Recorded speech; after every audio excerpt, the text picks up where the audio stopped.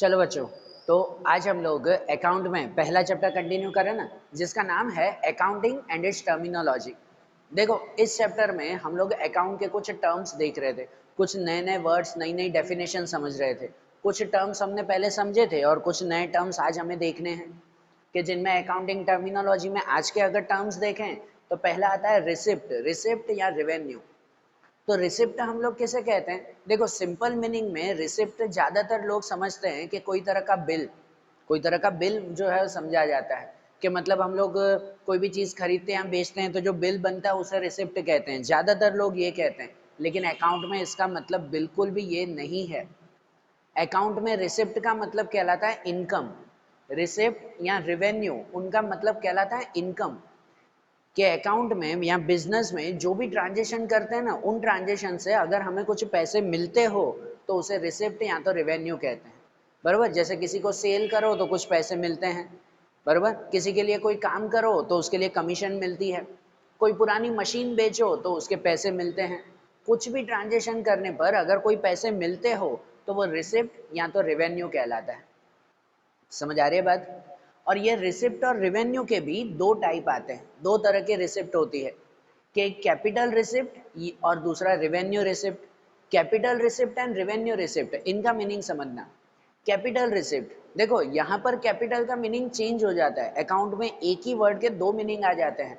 एक कैपिटल हमने कल समझा था, कल हमने समझा था एक कैपिटल के बारे में, कि कैपिटल मतलब जो ऑनर अपने घर से बिजनेस में जो भी चीजें लेकर आता हो तो उसे कैपिटल कहते हैं।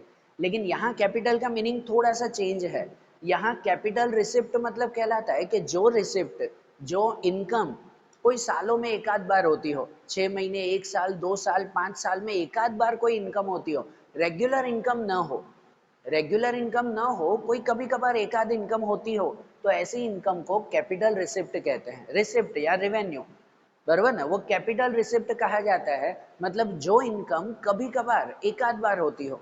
जैसे कोई मशीन बेचने से पैसे मिले। अब मशीन क्या रोज बेच रहे हैं? हमारे बिजनेस में मशीन चल रही है, 10-15 साल उसे चलाया, अब बेच रहे हैं पुरानी मशीन, तो उससे थोड़े पैसे मिलेंगे। तो वो तो कोई 5-10 सालों में एक आध बार मशीन बेचते हैं ना, रोज रोज का काम है क्या? नहीं ना। ठीक है ना। अगर कोई जो है वो, किसी को हमने लोन दी है, किसी को लोन दी है, उसने लोन के पैसे वापस दिए, तो वो लोन के पैसे वापस रोज थोड़ी देगा। भाई उसे लोन दी थी 5 साल की, 5 साल के बाद उसने पैसे वापस किए, तो ये भी इनकम हुई, ये भी रिसिप्ट हुई। लेकिन ये रिसिप्ट रोज रोज नहीं मिलती। जो कभी कभार कोई रिसिप्ट मिलती हो तो उसे कैपिटल रिसिप्ट कहते हैं या कैपिटल रेवेन्यू कहते हैं। ठीक है ना। और दूसरा रेवेन्यू रिसिप्ट, यही रेवेन्यू का इसी प्लेस पर मीनिंग चेंज हो जाता है। भाई नॉर्मल रेवेन्यू मतलब इनकम कहते हैं, नॉर्मल खाली अकेला रेवेन्यू दिया हुआ हो तो वो इनकम कहलाता है। लेकिन यहाँ रेवेन्यू का मतलब कहलाता है रेगुलर।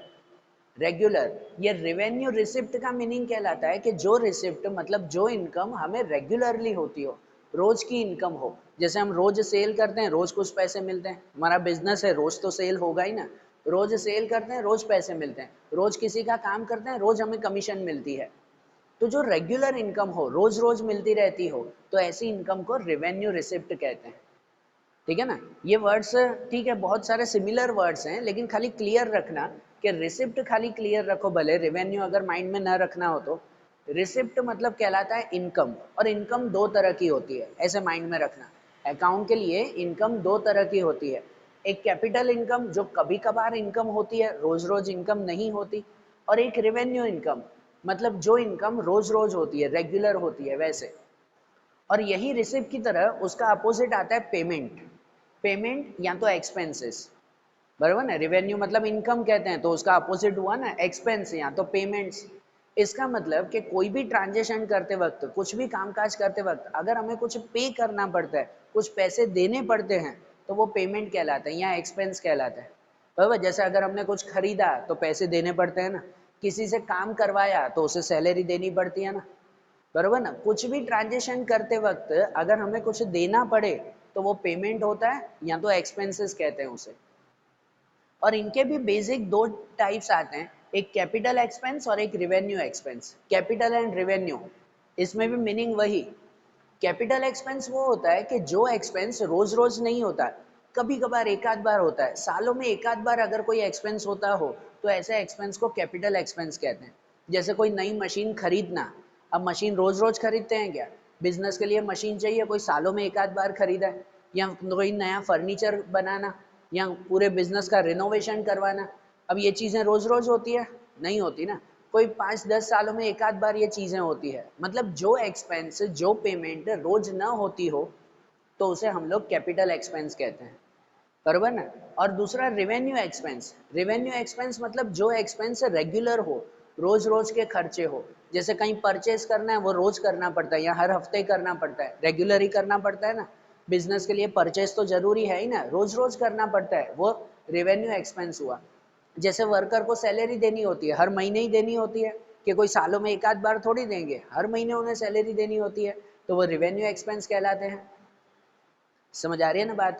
कि अगर जो है किसी से कोई काम करवाया तो उसको वेजेस, मजूरी देनी पड़े, सैलरी देनी पड़े, या और कोई अगर खर्चा हो, लाइट बिल भरना है, रेंट भरना है, बराबर ना। ये तो रोज रोज के खर्चे हैं ना, हर महीने ही आते हैं वो। तो ऐसे एक्सपेंसेस को रेवेन्यू एक्सपेंस कहते हैं, जो डेली चलते रहते हो वो। ठीक है। तो एक्सपेंसेस और इनकम, इन दोनों के बारे में ध्यान देना। एक्सपेंस और इनकम दो तरह के होते हैं, दोनों में दो तरह के होते हैं। कैपिटल मतलब जो कभी कभार होता हो, कभी कभार इनकम होती हो या कभी कभार एक्सपेंस होता हो, तो वो कैपिटल इनकम या कैपिटल एक्सपेंस कहते हैं। और रेवेन्यू का मतलब होता है जो रेगुलर होता हो। रेवेन्यू इनकम मतलब जो रोज रोज इनकम होती हो, रेवेन्यू एक्सपेंस मतलब जो रोज रोज के खर्चे हो या रेगुलर खर्चे हो वो। ठीक है ना। और इन्हीं एक्सपेंस में एक और टाइप आता है जिसे कहते हैं deferred revenue expense. Deferred revenue expense, अब ये कौन सा एक्सपेंस है? कहते हैं बिजनेस में कितने सारे ऐसे एक्सपेंस होते हैं जिसे एक साथ काउंट नहीं करते, उस एक्सपेंस को अलग अलग सालों में डिवाइड कर दिया जाता है, तोड़ कर रखना पड़ता है उसे। क्योंकि एक ही साल में अगर वो काउंट करो तो वो बिजनेस में बहुत बड़ा नुकसान हो जाता है। जैसे अगर बिजनेस के लिए जो है वो हमने बिजनेस में पूरा रिनोवेशन करवाया, और रिनोवेशन करवाने में 5-10 लाख रुपए खर्च हो गए, 10 लाख चलो खर्च हो गए रिनोवेशन में। अब एक साल में पूरी इनकम 10 लाख नहीं होती, उतनी तो हमने खर्च कर दिया, बराबर ना। एक साल का प्रॉफिट भी 10 लाख नहीं होता, वो 10 लाख तो हमने खर्चा बता दिया। तो अगर एक ही साल में हिसाब किताब में 10 लाख का खर्चा बता दो ना, तो वो तो ऐसा कहेंगे ना कि उस साल तो खोट हुई हमारी, कि इस साल तो 10 लाख कमाए भी नहीं और 10 लाख का खर्चा कर दिया, बरोबर ना। वो तो खोट हो जाती है, लॉस हो जाता है। तो इसीलिए इसीलिए बिजनेस में कितनी बार ऐसा किया जाता है, कोई अगर बड़ा खर्चा हो ना, तो उसे तोड़कर बिजनेस में बताते हैं। मतलब 10 लाख का अगर खर्चा हुआ, तो वो 10 लाख का खर्चा एक साथ हिसाब किताब में अकाउंट में नहीं बताते। उसे कहते हैं कि भाई 10 लाख का खर्चा है ना, तो एक एक लाख करके 10 साल में बताएंगे हम लोग। भाई ये रिनोवेशन हमने एक बार करवाया, अब कब करना है? तो दूसरा रिनोवेशन शायद 10 साल बाद करेंगे, तब तक जरूर भी नहीं पड़ेगी। तो जो पूरा खर्चा है ना 10 लाख का, वो एक बार का नहीं हुआ, 10 साल का हो गया। क्योंकि अब दूसरी बार ये खर्चा 10 साल बाद होगा। तो इसलिए कोई बड़े खर्चे को छोटे छोटे खर्चों में डिवाइड करके अलग अलग साल में डिवाइड कर देते हैं उसे। उसे कहते हैं डिफर्ड रेवेन्यू एक्सपेंस। ठीक है ना, डिफर्ड रेवेन्यू एक्सपेंस। ये आगे के आपके कुछ सम्स आएंगे, उसमें ज्यादा क्लियर होगा। हम लोग भी कितनी बार ऐसा करते हैं कि भाई घर में अगर कोई खर्चा होता है, कोई बड़ा खर्चा हो गया, तो एक साथ नहीं बताते, कहते हैं ना अब ये बड़ा खर्चा है मतलब इतने साल तो चलेगा। ठीक है। या जैसे लोन की तरह कोई खर्चा करवा देते हैं कि भाई पूरा एक साथ नहीं भरना है, धीरे धीरे करके जो है वो उसे चुकाते जाएंगे। तो जिस खर्चे को छोटे छोटे पार्ट्स में डिवाइड कर दिया जाता हो, तो ऐसे एक्सपेंसेस कहलाते हैं डिफर्ड रेवेन्यू एक्सपेंस, बरोबर। ध्यान रखना है इसे। उसके बाद एक पॉइंट आता है, वो आता है प्रॉफिट या गेन। प्रॉफिट या गेन, ये तो हमें पता है, ये तो कुछ वर्ड्स हमें ध्यान ही है कि प्रॉफिट किसे कहते हैं, या उसका सिमिलर वर्ड गेन कहा जाता है। प्रॉफिट मतलब कुछ भी ट्रांजेक्शन करने से अगर हमें कुछ फायदा होता हो, तो वो बिजनेस का, अकाउंट का प्रॉफिट कहलाता है। भाई मेरा जो है वो 10,000 का सामान था, मैंने बेचा उसे 15,000 में। 10,000 का सामान मैंने 15,000 में बेचा है, तो मुझे 5,000 का फायदा हुआ ना, बरोबर ना। ये बैठे बैठे 5,000 का फायदा हुआ, इस फायदे को हम लोग प्रॉफिट कहते हैं। ठीक है। कि कोई बिल्डिंग थी, मेरी बिल्डिंग थी 1 लाख की बिल्डिंग थी, वो मैंने 1.5 लाख में बेची है, तो ये भी बैठे बैठे 50,000 का फायदा हुआ ना हमें। तो जो भी ऐसा फायदा मिलता हो, जब भी कोई रियल वैल्यू से ज्यादा वैल्यू में हम कुछ चीजें बेचते हैं या कुछ ऐसा काम करते हैं, तो उससे जो भी फायदा मिलता है, उस फायदे को प्रॉफिट कहते हैं या तो गेन कहते हैं। और उसका ही उल्टा लॉस। लॉस किसे कहते हैं? तो लॉस मतलब कोई तरह का नुकसान। लॉस मतलब नुकसान कहलाता है कि अगर जो है वो कोई काम करते वक्त हमें पर्टिकुलर टाइप का नुकसान होता हो तो वो लॉस कहलाता है। जैसे 10,000 का सामान था, मंदी की वजह से वो 10,000 का सामान मुझे 8,000 में बेचना पड़ा, या कोई भी रीजन से 10,000 का सामान मैंने 8,000 में बेचा, तो ये तो 2,000 का मेरा नुकसान ना। सामान ही 10,000 का था, ज्यादा बेचना चाहिए, मैंने कम में बेचा है, तो ये 2,000 का नुकसान हुआ। इस नुकसान को हम लोग लॉस कहते हैं, बरोबर। या दूसरा भी कोई भी तरह का नुकसान हो, कोई एक मशीन थी, पहले मैंने खरीदी थी 20,000 में, अब उसके खाली 10,000 ही मिल रहे हैं मुझे, तो ये 10,000 का तो नुकसान हो गया ना हमारा, है ना। भले वो मशीन हमने इतने साल यूज की, लेकिन एक्चुअली देखो तो उसकी कम वैल्यू मिल रही है ना। या बिजनेस में कोई सामान जो है वो, कोई सामान टूट फूट गया, या अगर बिजनेस में आग लग गई, आग की वजह से जो है वो पूरा सामान जल गया, पूरा फर्नीचर जल गया, तो ये नुकसान हुआ ना, लॉस हुआ ना, हमारे पैसे तो डूब गए ना उसमें, बरोबर ना। तो ऐसी चीज लॉस कहलाती है। फिर इनके बाद आता है परचेस एंड सेल। अब ये भी हमें ध्यान है, परचेस मतलब कोई भी चीज खरीदना, ये तो सिंपल वर्ड है। बिजनेस में जो कुछ भी खरीदा जाता हो, सामान खरीदो, फर्नीचर खरीदो, मशीन खरीदो, बिल्डिंग खरीदो, स्टेशनरी का सामान खरीदो, जो कुछ भी खरीदो, तो उसे हम लोग क्या कहते हैं, परचेज कहते हैं। और सेल मतलब जो कुछ भी बेचना हो हमें, जनरली हम सामान बेचते हैं, अपना गुड्स बेचते हैं, इसके अलावा कोई पुरानी मशीन बेची, पुराना फर्नीचर बेचा, और कुछ जो है वो पुरानी चीजें बेची हैं हमने, तो वो सब सेल में आता है, बरोबर ना। परचेस मतलब खरीदना, सेल मतलब बेचना। फिर आता है स्टॉक एंड गुड्स। अब स्टॉक एंड गुड्स मतलब क्या, ये चीजें समझना, ये चीज में माइंड एकदम क्लियर करना। बिजनेस में स्टॉक और गुड्स मतलब कहलाता है कि भाई जिसका हम लोग बिजनेस कर रहे हैं, जिस चीज का हम लोग बिजनेस कर रहे हैं ना, वो हमारा स्टॉक कहलाता है, वो हमारे गुड्स कहलाते हैं, बराबर। अगर मेरा जूतों का बिजनेस है, शूज का बिजनेस है, तो मेरे बिजनेस में जितने भी शूज पड़े होंगे ना, जितने भी शूज होंगे, वो सब मेरा स्टॉक कहलाया, या वो सब मेरा गुड्स कहलाया। शूज के अलावा जो भी चीजें होगी ना मेरे बिजनेस में, शूज के अलावा भी होगी ना चीजें, मशीन होगी, कुछ कुछ फर्नीचर होंगे, कुछ कंप्यूटर पड़े होंगे, लाइट पंखे पड़े होंगे, दूसरे भी सामान होंगे, वो सब स्टॉक नहीं कहलाता है, वो सब चीजें कहलाती हैं एसेट्स, जो हमने कल समझा था। वो सब चीजें एसेट्स कहलाती है। बिजनेस में जिस चीज का हम बिजनेस कर रहे हैं ना, वो हमारा स्टॉक एंड गुड्स कहलाते हैं। उसके अलावा बाकी जितनी भी चीजें पड़ी हुई हो, वो सब एसेट्स कहलाती है। जैसे अगर मेरा कपड़ों का बिजनेस है, तो मेरे बिजनेस में जितने भी कपड़े होंगे ना, शर्ट, टी शर्ट, जींस वगैरह, जितने भी कपड़े मेरे पड़े हुए होंगे, वो सब मेरा गुड्स कहलाया या स्टॉक कहलाया, बरोबर। उनके अलावा जितनी भी चीजें पड़ी हुई होगी ना, भाई उसमें भी बिजनेस में होता है ना, फर्नीचर होता है, या फिर जो है वो और कुछ कंप्यूटर टेबल वगैरह होती है, या कंप्यूटर होता है, या जितने भी दूसरे सामान पड़े हुए हैं, तो वो सब एसेट्स कहलाते हैं। जिसका हम बिजनेस कर रहे हैं, वो हमारे लिए स्टॉक एंड गुड्स कहलाए, बरोबर। ये चीज खास माइंड में रखना, आगे बहुत काम आएगी ये। स्टॉक एंड गुड्स मतलब हमारा सामान, बरोबर, जिसका हम बिजनेस कर रहे हैं, और बिजनेस के अलावा जो भी सामान पड़ा हुआ हो, वो सब हमारी एसेट्स, ठीक है। अब इसके बाद एक पॉइंट आता है जिसे हम लोग कहते हैं रिसीवेबल्स। रिसीवेबल्स कि भाई बिजनेस में रिसीवेबल्स किसे कहते हैं। एक तो नाम से भी पता चलता है कि भाई रिसीवेबल मतलब क्या। रिसीवेबल मतलब जिनसे कुछ रिसीव करना है, जिनसे कुछ लेना बाकी हो, बरोबर ना। बिजनेस में बहुत सारे ऐसे ट्रांजेक्शन होते हैं कि कितनी बार हम जो है वो कुछ उधार किसी को दे देते हैं, अब सामने वाले से पैसे लेना बाकी है, बरोबर ना। तो जिस किसी से भी पैसे लेना बाकी हो, या तो सर्विस लेना बाकी हो, या और कुछ सामान लेना अगर बाकी हो, तो वो कहलाते हैं बिजनेस के रिसीवेबल्स, बरोबर ना, जिनसे कुछ रिसीव करना बाकी है। ये चीज ध्यान देना, जो कुछ भी लेना अगर बाकी हो, तो वो बिजनेस के रिसीवेबल्स कहलाते हैं। और रिसीवेबल्स में चार चीजें आती हैं, रिसीवेबल के अंदर ही चार चीजें आती हैं। कि सबसे पहले रिसीवेबल्स, मेन रिसीवेबल्स कहलाते हैं डेप्टर्स। डेप्टर्स कौन होते हैं, तो डेप्टर्स कौन कहलाए बिजनेस में, जिन्हें हम लोग उधार में सामान सेल करते हैं।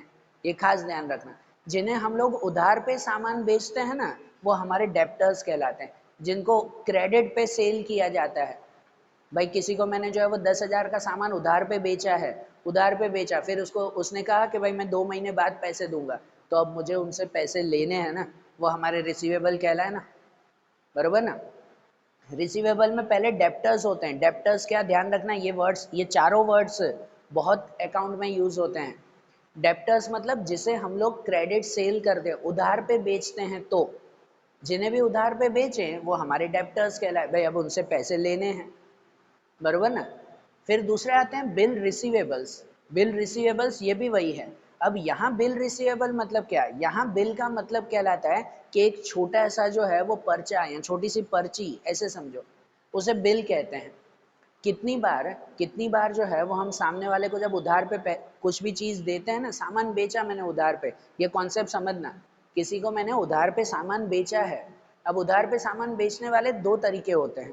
किसी को मैंने उधार पे सामान बेचा और ओरली जो है वो वादा किया है, ओरली वादा किया कि भाई तुम मुझे 2 महीने बाद पैसे दे देना, बरोबर ना। किसी को मैंने 10,000 का सामान बेचा है और ओरली उनसे वादा किया कि तुम मुझे 2 महीने बाद पैसे दे देना। ओरली, हाँ, कुछ रिटर्न नहीं है, कुछ जो है वो प्रूफ नहीं है, ओरली खाली मैंने उसे कहा कि 2 महीने बाद दे देना पैसे, तो वो हमारे डेप्टर्स कहलाते हैं, वो नॉर्मल डेप्टर्स होते हैं। भाई ओरली उनसे कहा है, फिक्स नहीं है 2 महीने बाद दे भी, 1-2 दिन ऊपर नीचे हो सकता है। लेकिन कितनी बार मैंने किसी को अगर सामान बेचा है और उनसे मैंने रिटर्न में साइन करवा के लिखवा लिया है कि फिक्स 2 महीने बाद इस तारीख को पैसे देना, बरोबर ना। मैंने किसी को सेल किया ना, तो मैंने लिखवा लिया, एक कागज पे लिखवा दिया, उसकी साइन करवा दी कि 2 महीने बाद इस तारीख को कंफर्म पैसे देना। तो जब ये फिक्स चीजें होती है ना तो उसे बिल कहते हैं, भाई जिसमें रिटर्न हो चुका है कि सामने वाला इस तारीख को 2 महीने बाद पैसे देने वाला है, उसकी साइन भी हो गई, तो वो चीज़ फिर बिल रिसीवेबल कहलाती है। भाई अब ये एक सबूत है मेरे पास, अगर 2 महीने बाद उस तारीख को उसने पैसे नहीं दिए ना तो मैं उसके ऊपर केस भी कर सकता हूँ, बरोबर ना। मैं उसके ऊपर केस कर सकता हूँ कि भाई तुमने इस तारीख को पैसे क्यों नहीं दिए। समझ आ रही है बात है। डेप्टर्स वो होते हैं जिन्हें हम लोग उधार पे बेचते हैं, लेकिन खाली ओरली जो है वो वादा होता है कि हाँ भाई इस तारीख को पैसे दे देना, कोई कंफर्म नहीं है, ओरली खाली जो है वो प्रॉमिस किया जाता है। लेकिन कंफर्म एक सबूत बनाया जाता हो, बिल बनाया जाता हो जिसके ऊपर दोनों पार्टी की साइन हो कि भाई वो इस तारीख को पैसे देने वाला है, नहीं आया तो मैं भले पुलिस में भी चला जाऊंगा, तो वो कंफर्म बिल रिसीवेबल कहलाता है, उनसे पैसे लेने हैं हमें, बरोबर ना। दोनों चीजें वही हैं लेकिन इसमें ज्यादा कंफर्मेशन नहीं होती, इसमें कंफर्मेशन होती है। आ रही है बात समझ में। उसके बाद आता है आउटस्टैंडिंग इनकम। आउटस्टैंडिंग मतलब जो बाकी हो, अकाउंट में आउटस्टैंडिंग का मतलब कहलाता है बाकी हो। आउटस्टैंडिंग इनकम मतलब किसी से इनकम लेना बाकी हो, किसी को मैंने जो है वो ब्याज पे पैसे दिए थे, उससे ब्याज लेना बाकी है, तो ये आउटस्टैंडिंग इनकम हुई ना हमारी, बरोबर ना। और जो वो लेना बाकी है तो वो भी रिसीवेबल ही कहलाया ना, बरोबर ना। आउटस्टैंडिंग इनकम मतलब ये कहलाया कि भाई मैंने किसी से जो है वो इनकम लेनी थी, वो लेना अभी बाकी है। किसी ने कहा था मैं तुम्हें कमीशन दूंगा लेकिन अभी तक उसने कमीशन नहीं दी है। किसी ने कहा था मैं तुम्हें इंटरेस्ट दूंगा, ब्याज दूंगा, लेकिन अभी तक उसने ब्याज नहीं दिया है। तो जो कुछ भी इनकम लेना बाकी हो वो सब भी रिसीवेबल में आते हैं, आउटस्टैंडिंग इनकम। या तो प्रीपेड एक्सपेंसेस इसमें आते हैं। प्रीपेड एक्सपेंस मतलब, प्रीपेड का मतलब कहलाता है एडवांस में पे किया हुआ। प्रीपेड मतलब एडवांस में पे किया हुआ। प्रीपेड एक्सपेंस मतलब जो खर्चा मैंने एडवांस में दे दिया है। भाई किसी को मुझे सैलरी देनी थी अगले महीने, मैंने उसको एडवांस में सैलरी दे दी है, तो अब वो मेरे रिसीवेबल हो गए कि मैंने सैलरी एडवांस में दे दी, अब उससे काम लेना है ना, भले पैसे नहीं, काम तो निकलवाना है ना। रिसीवेबल मतलब वही कहते हैं, कुछ भी अगर लेना हो, भले पैसे लेने हो या सर्विस लेनी हो, मैंने किसी को ब्याज देना था, वो एडवांस में ब्याज दे दिया, प्रीपेड एक्सपेंस, एडवांस में ही मैंने उसे ब्याज दे दिया है, तो अब मैं उससे बाकी की सर्विस लूंगा, जो उससे जो कुछ भी लेना हो, जो भी कुछ भी काम करवाना हो वो काम करवाऊंगा ना, बरोबर ना। तो ये चारों चीजें वो हमारे रिसीवेबल्स में आती है। रिसीवेबल्स मतलब कि जो कुछ भी हमें लेना हो, जो कुछ भी किसी से लेना बाकी हो, वो सब रिसीवेबल्स में आता है, ठीक है। और रिसीवेबल के साथ ही एक कॉन्सेप्ट आता है इसका ही उल्टा, वो आता है पेएबल्स। रिसीवेबल का अपोजिट पेएबल्स। तो पेएबल्स मतलब, अब नाम से पता चलता है ना कि जो कुछ भी बिजनेस में पे करना बाकी है, जो कुछ भी देना बाकी है हमें किसी को, तो वो सब पेएबल्स कहलाते हैं, ठीक है ना। जो कुछ भी पे करना हमारा बाकी हो, तो पे करना कौन कौन होते हैं, पेएबल्स मतलब कौन कौन कहलाए। तो जैसे क्रेडिटर्स, क्रेडिटर्स मतलब वो कहलाते हैं कि जिनसे हमने उधार पे सामान खरीदा हो, जिनसे उधार पे सामान परचेस किया हो, तो वो हमारे क्रेडिटर्स कहलाते हैं। अब उधार पे सामान खरीदा है तो उसको पैसे देना बाकी होगा ना, बराबर ना भाई, मैंने उधार पे खरीदा, उसको कहा कि 1.5 महीने 2 महीने बाद तुम्हें पैसे दूंगा, ठीक है ना, तो वो हमारे क्रेडिटर्स हुए जिनको हमें पैसे देने हैं। उसी तरह से बिल्स पेएबल, बिल्स पेएबल भी उसकी तरह ही होता है। क्रेडिटर वो होते हैं जिनसे हमने उधार पे सामान खरीदा लेकिन खाली ओरली वादा किया है, भाई इस तारीख को पैसे दे दूंगा, हाँ 1-2 दिन ऊपर नीचे हुए तो ठीक है। लेकिन बिल्स पेएबल में कंफर्म होता है, एक पर्ची बनती है जिसके ऊपर दोनों पार्टी की साइन होती है, मैंने किसी से सामान खरीदा तो मैंने उसको साइन करके दिया है मैं इसी तारीख को पैसे दूंगा, बरोबर, वो पक्का बिल है, सबूत है मेरे पास भी और उसके पास भी। अगर मैंने उस तारीख को पैसे नहीं दिए तो सामने वाला मेरे ऊपर केस भी कर सकता है, पुलिस कंप्लेंट भी करवा सकता है, कुछ भी कर सकता है, बरोबर। तो एक फिक्स बिल बना हुआ है, पर्ची बनी हुई है, अब मुझे कंफर्म उसी तारीख को पैसे देने ही देने हैं, तो उसे कहते हैं बिल्स पेएबल। भाई वो पैसे देने हैं हमें, एक सबूत है मेरे पास, बरोबर। बिल्स पेएबल के बाद आता है आउटस्टैंडिंग एक्सपेंस। आउटस्टैंडिंग एक्सपेंस मतलब जो कोई भी एक्सपेंस, जो कोई भी खर्चा हमें देना बाकी हो, तो वो सब आउटस्टैंडिंग एक्सपेंस कहलाते हैं, बरोबर ना। जो कुछ भी खर्चा देना बाकी हो वो आउटस्टैंडिंग एक्सपेंस। भाई जैसे किसी को सैलरी देनी बाकी है ना, भाई सैलरी, कोई वर्कर ने काम किया, मैंने कहा भाई अभी पैसे नहीं है, अगले महीने 2 महीने की सैलरी दे दूंगा, ठीक है ना, तो ये पैसे देना बाकी है ना, वो आउटस्टैंडिंग एक्सपेंस। आउटस्टैंडिंग मतलब जो बाकी हो, या किसी को कमीशन देना बाकी है, किसी को मजूरी देना बाकी है, जो कुछ भी देना बाकी है खर्चे में, वो सब आउटस्टैंडिंग एक्सपेंस। ये भी पेएबल में आता है। या तो प्रीपेड इनकम, प्रीपेड इनकम, किसी से हमें इनकम मिलनी थी, वो एडवांस में इनकम मिल गई, तो अब हमें उसे सर्विस देनी होती है। भाई किसी को जो है वो मुझे सामान बेचना था और मैंने सामान बेचा, उससे पहले ही उसने मुझे पैसे दे दिए, मैंने अभी सामान बेचा ही नहीं है, उससे पहले ही उसने मुझे पैसे दे दिए, तो अब उल्टा मेरी जवाबदारी ना कि मैं उसे टाइम टू टाइम सामान भेज दूं, बराबर ना। प्रीपेड इनकम, एडवांस में अगर कुछ इनकम मिल जाती हो तो वो हमारे पेएबल्स होते हैं, कि अब एडवांस में इनकम तो मिल गई, अब सामान देना है या सर्विस देनी है उसे, बराबर। तो ये दो कॉन्सेप्ट ध्यान रखना है, रिसीवेबल मतलब जो चीज़ हमें लेना बाकी हो, और पेएबल्स मतलब जो चीज़ हमें देना बाकी हो, बराबर। ये दो चीज़ें ध्यान रखना, रिसीवेबल एंड पेएबल्स। फिर उनके बाद एक कॉन्सेप्ट आता है, वो आता है डिस्काउंट। डिस्काउंट, 4 तरह के डिस्काउंट। डिस्काउंट किससे कहते हैं वो तो हमें ध्यान है ना, कोई भी चीज़ खरीदो या बेचो तो ओरिजिनल प्राइस से जो थोड़ा सा कम प्राइस जो है वो लिया जाता है या दिया जाता है, तो उसे डिस्काउंट कहते हैं। मैंने कोई 100 रुपए की चीज़ 90 रुपए में खरीदी तो 10 रुपए का डिस्काउंट हुआ ना मुझे, बराबर ना, उसे डिस्काउंट कहते हैं ना। ये डिस्काउंट 4 तरह के होते हैं, 4 टाइप इसमें हैं। पहले डिस्काउंट रिसीव्ड। डिस्काउंट रिसीव्ड मतलब जो डिस्काउंट हमें मिला हो। हमें कब मिलता है? कोई चीज़ खरीदते वक्त, कोई चीज़ परचेज करते वक्त अगर हमें डिस्काउंट मिला हो तो उसे डिस्काउंट रिसीव कहते हैं। कोई चीज़ का परचेज करते वक्त अगर हमें डिस्काउंट मिला हो, मैंने किसी से सामान खरीदा, सामान 10,000 का था, सामने वाले ने मुझसे 9,000 ही लिए, तो 1,000 का मुझे डिस्काउंट मिला ना, बरोबर ना। तो जो कोई डिस्काउंट मिलता हो तो वो डिस्काउंट रिसीव्ड कहते हैं। और डिस्काउंट अलाउड, डिस्काउंट अलाउड मतलब कहलाता है कि जो कुछ भी डिस्काउंट हमें देना पड़ता हो, होता है ना, कोई पहचान वाला होता है, मैंने सामान बेचा 10,000 का लेकिन सामने वाले ने 9,000 ही दिए, या मैंने ही कहा कि कोई बात नहीं तुम 9,000 दे दो, तो 1,000 का डिस्काउंट देना पड़ा ना। कोई पहचान वाला हो या कोई जो है वो क्या कहते हैं दोस्त हो, कोई रिलेटिव हो, तो उसे थोड़ा सा डिस्काउंट देना पड़ता है, तो उसे डिस्काउंट अलाउड कहते हैं, जो डिस्काउंट हमें देना पड़ता हो, बराबर। Discount received and discount allowed. और वैसे ही आता है ट्रेड डिस्काउंट और कैश डिस्काउंट। ट्रेड डिस्काउंट किसे कहते हैं, ये दोनों कॉन्सेप्ट खास समझना है, ये चीज़ें अकाउंट में बहुत आती है ये भी। ट्रेड डिस्काउंट किसे कहते हैं? ट्रेड डिस्काउंट कहलाता है कि जब जो है वो कोई हमारे फ्रेंड्स हो, रिलेटिव हो, रेगुलर कस्टमर हो, रोज रोज आते रहते हो, तो उन्हें हम लोग अक्सर जो एमआरपी होती है या जो रेगुलर प्राइस होता है उससे थोड़ा सा कम में ही देते हैं, बरोबर ना। कोई अगर हम लोग कोई दुकान से जो है वो कोई शर्ट खरीदने अगर जा रहे हैं, शर्ट खरीदने जा रहे हैं, तो रेगुलर वो दुकान वाला सबको 500-500 में शर्ट देगा, लेकिन अगर कोई उसका रिश्तेदार गया, कोई दोस्त गया, तो उसे कहेगा ना कोई बात नहीं चलो भाई तुम्हारे लिए 400 में, बरोबर ना। कोई दोस्त यार होता है तो उससे थोड़ा सा कम ले लेते हैं। तो ऐसे जो डिस्काउंट दिया जाता है ना अपने रेगुलर कस्टमर को, अपने रिलेटिव्स को, अपने फ्रेंड्स को, तो ऐसा डिस्काउंट ट्रेड डिस्काउंट कहते हैं। बरोबर ना, ये ट्रेड डिस्काउंट कहलाता है। अगर रेगुलर कस्टमर को दे रहे हैं तो पता है अगर उसे डिस्काउंट मिलेगा तो वो कस्टमर बार बार आएगा, बार बार आएगा ना हमारी शॉप पे, उल्टा जो है वो 2-3 और लोगों को भी कहेगा ये शॉप अच्छी है। तो इसलिए कस्टमर को अपने पास से जमा रखने के लिए, अपने पास रेगुलर बुलाने के लिए उसे ट्रेड डिस्काउंट दिया जाता है। समझ आ रही है बात?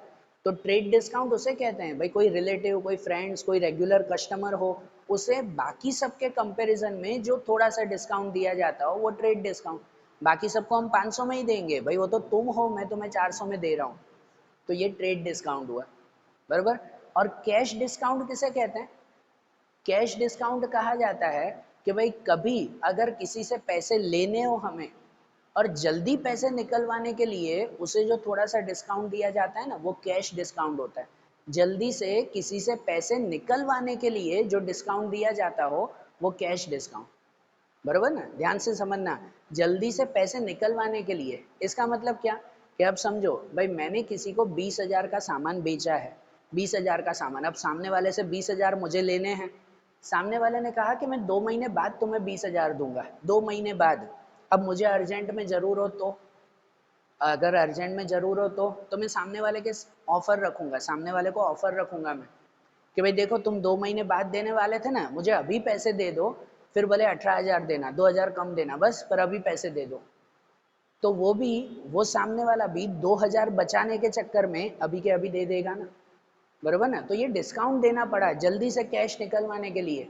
अगर जल्दी कैश निकलवाना है तो वो डिस्काउंट मिल गया, नहीं तो फिर आराम से मिलता फिर। बरोबर ना, आराम से जो है वो पैसे मिलते तो कम मिलते ना फिर। समझ आ रहा है ना बात?